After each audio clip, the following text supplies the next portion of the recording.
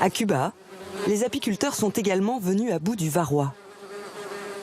Ce parasite, qui décime les ruches européennes, a été quasiment éradiqué ici, par une méthode étonnante mise en place par Adolfo, ne plus traiter les abeilles.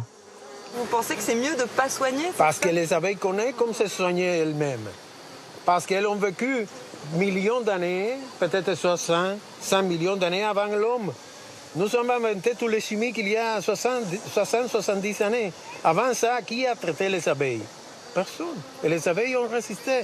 On peut sélectionner les souches qui sont épouilleuses, c'est-à-dire qu'elles luttent contre le varroa naturellement, et en sélectionnant ces souches, on arrive à les démultiplier et à faire qu'après, il y a des ruchers qui résistent beaucoup mieux au varroa, alors que si tu mets des médicaments, tu reproduis les individus sensibles. Exactement. C'est une sélection négative, voilà. Pas une sélection positive. Tu sélectionnes à l'Europe les abeilles qui dépendent des médicaments, pas les abeilles qui n'ont pas besoin de médicaments. Ça, c'est la différence. L'homme se prend pour un apprenti sorcier et il se met à faire du stock. Je n'ai jamais vu un zèbre faire des stocks un lion faire des stocks de zèbres. Nous, il faut qu'on fasse des stocks de bœufs, des stocks de toutes sortes de choses. Le problème, c'est que quand vous allez élever des animaux en batterie, donc forcément, ces mono-élevages comme les monocultures de plantes, forcément, il n'y a pas...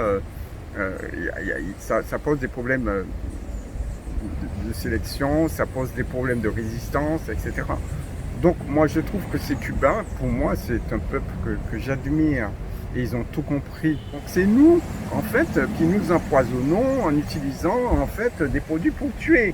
Moi, je ne tue pas. Je travaille avec la vie. Je fais des produits phytosymbiotiques. Je suis en symbiose avec la vie. Donc, si on essaie d'inventer des produits, des médicaments, des toxiques, des pesticides, on n'en a plus pour longtemps.